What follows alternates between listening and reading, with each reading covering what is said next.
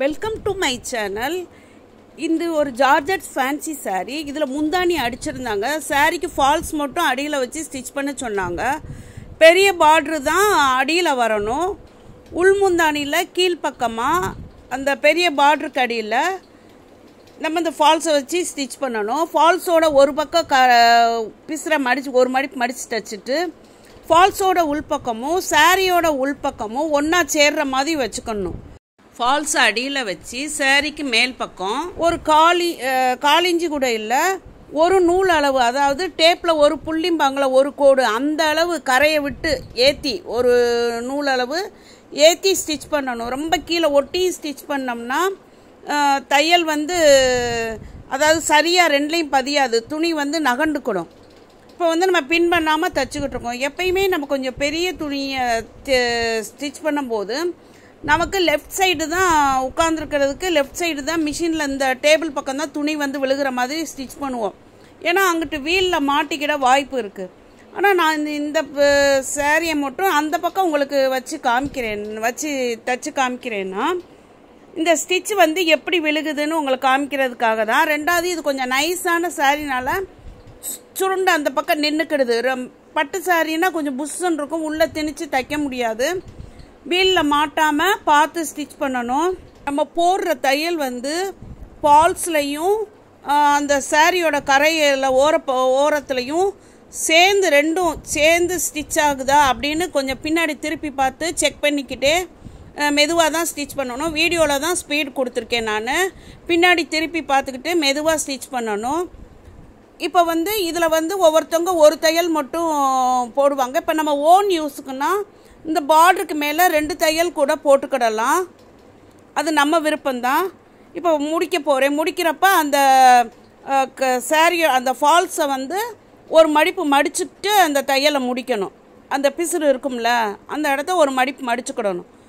இந்த இடத்த முடிக்கிற இடத்த ஸ்ட்ராங்காக நல்லா லிஃப்டரை தூக்கி விட்டு தையல் பிரியாத அளவு தைச்சிடணும். இப்போ எங்களுக்குள்ள ஓரத்தில் கொஞ்சம் ஃபால்ஸ் எக்ஸ்ட்ரா இருக்குது. சாரி கிராஸாக முந்தி அடிச்சிருக்காங்க, அதனால் இப்படி எக்ஸ்ட்ராவாக இருக்குது. இப்போ அடுத்த தையல் போடுறதுக்கு முன்னாடி இப்போ உங்களுக்கு காட்டன் சாரீ, ஒரு பட்டு சாரீ அப்படின்னா நல்லா ஸ்டிஃபாக நின்றுக்கிடும். ஆனால் இந்த பூனம் சாரியை பொறுத்தவரை பின் பண்ணிக்கிடணும். எல்லா சாரியுமே பின் பண்ணி தைச்சோம்னா உங்களுக்கு ஃபால்ஸ் ஃபினிஷிங் வெளியே பார்க்க நீட்டாக இருக்கும், குயிக்காகவும் தைக்கலாம். இந்த விரல் எப்படி பின் பண்ணுறேன்னு பார்த்துக்கோங்க. நல்லா பேக்லலாம் சுருக்கு இருக்கக்கூடாது. அந்த ஃபால்ஸ் நல்லா படிஞ்சு இருக்கணும். தூக்கி விட்டு பின் பண்ணிடணும். அதாவது ஃபால்ஸுக்கு மேல் பக்கமாக பின் பண்ணணும். நம்ம மேலே தான் தையல் போடலை, அதனால் கீழே நீங்கள் பின் பண்ணிடாதுங்க, மேலே தான் பின் பண்ணணும். நம்ம ஸ்டிச் பண்ணுறதுக்கு 1 இன்ச்சு கீழே இறக்கி, அடுத்து நம்ம எங்கே ஃபால்ஸை ஸ்டிச் பண்ணி முடித்தோமோ அந்த இடத்துலையே ஸ்டார்ட் பண்ணணும்.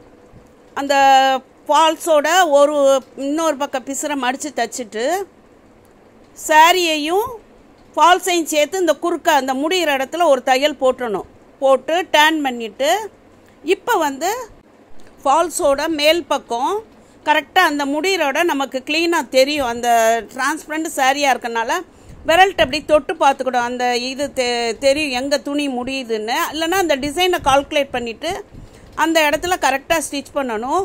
பின்னாடி திருப்பி பார்த்து கரெக்டாக தையல் விழுகுதான்னு பார்த்துக்கிடணும். நம்ம பின் பண்ணியிருக்கோம், ஆனாலும் அந்த லைட்டாக ஃபால்ஸ் தையலை விட்டு கீழே லைட்டாக நகல்றதுக்கு சான்ஸ் இருக்குது.